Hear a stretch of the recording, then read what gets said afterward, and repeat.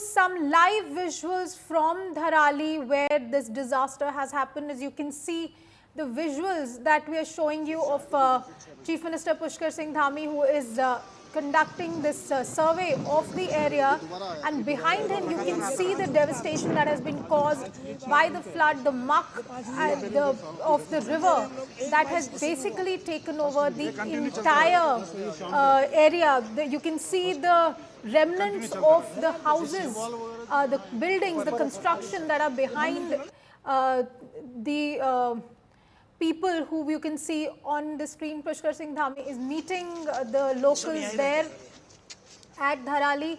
These are the live visuals we're bringing you of the rescue operations and the survey that is being done of the area. But clearly you could see behind the people who are standing here, what we can see is the amount of mud, silt, rocks that have come down from the hill with the flood waters. The entire construction of the area that was there is now under all of this mud and muck. Anjali Istwal joins me on the phone line on this story. Anjali, these are very, very shocking visuals. This was a very thriving village. This was an area where hundreds of people lived, and now it seems to be under a layer of muck and mud. What more do we know? We are also seeing damaged roadway, we are seeing damaged bridge in the area, and the rescuers who are trying to get to the people who are there. Anjali. Absolutely. And Anisha, we have to understand it is extremely difficult to reach there. The road is cut off. They are trying to reach via villages, but the bridges that join these villages, they are cut off. And currently, the Chief Minister has been since morning doing marathon meetings and surveys and reviews. And we saw that earlier he did an aerial survey. After that, he has met families of the bereaved. He has met families or extended families of those who are missing, who we do not know about where they were and what has happened to them in Dharali area. These are people that he is trying to meet and console. But the question is that we are not able to reach them till now, and that is because the topography of the area, the climate of the area, the microenvironment that exists right now, it is just not conducive for rescue. I am right now seeing the Bhagirathi as I travel on the highway. The Bhagirathi is muddy and black. It's brown, black, grey. It is bringing in all the silt, and it is right now so powerful that you can't even imagine crossing it unless and until there is a proper bridge. And that is what they have to do to reach Dharali. And it is an impossible feat till some sort of a planned strategy is executed, and weather also cooperates, then they will be able to reach there. Although with that much mud and that much, gravel, and we all saw that what came down the hill yesterday.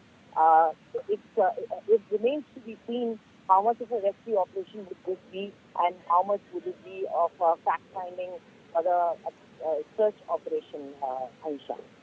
Well, Anjali, we're looking at the visuals that are coming in, the rescue operations, the teams of the SDRF, NDRF, Army and others who are there trying to sort of remove the rocks and reach the affected village areas. We're also seeing visuals of the damage done to roads, the bridges by this flood water that has come in. And it is clear that getting there is going to be a bit of a problem, especially bringing in supplies might be a problem. You're on the way there, as you've been talking about the landslides, you've been talking about the Bhagirathi river basically flooding itself, bringing in the muck and mud. What else are you seeing on your way up? What else are you picking up from the locals on the way up? See, currently in Uttarakhand, life is going on as usual. It's business as usual. It's a big town, and we just crossed it. We are past it. We are not even about 50 kilometers from Dharali, but we do not, have any high expectations that we will be able to reach much ahead. We've just been stopped by an army personnel. They have taken our names and, they've basically done a head count. I think this is just an extra precaution they're doing of whoever is coming from outside. They are just jotting down the details of the people coming in and rushing to that area because, of course, that is a dangerous area. But along this way, what we see is small landslides, small piles of rocks, boulders, shoved to the side by the JCBs. We have to understand, see, this is not new for Uttarakhand. There is a system here. And that system is that in every local area, there is JCB, there is a bulldozer, there are earth-moving machines, which are just a call away. And I have experienced this earlier also, being a native of Uttarakhand and traveled here extensively. All you need to do is you call up that number, and within 20 minutes or 30 minutes, the JCB arrives and starts removing the debris and clears the road for you, at least substantially for you to move around. Now, this is what is happening. The roads are being cleared up, and most of us will be able to reach up till the village, beyond which the road has caved. There is just no road. It does not exist. So that is the point from where the rescue teams are also struggling. And there's just one point I want to make here. In the morning also, we had asked the PRO of the army. There was news of a lake buildup, a small lake buildup in the upper reaches.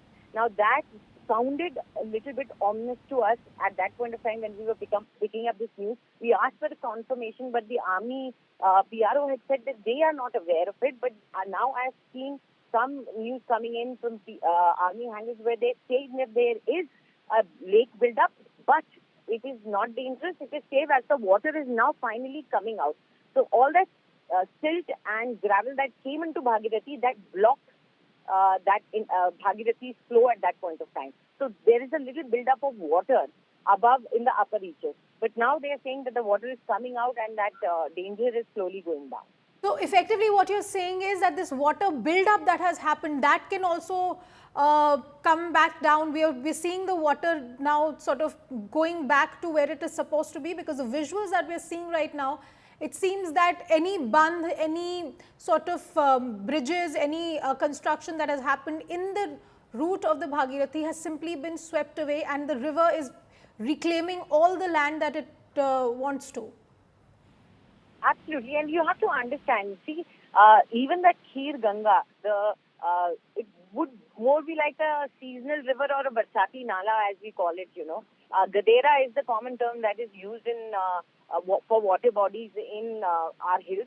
But these have a catchment area. A catchment area is where the rain falls, and then it all, due to the natural incline, flows into a certain line axis. And that is where that little, body of water, which might be a stream or can become a nala or can become what we saw.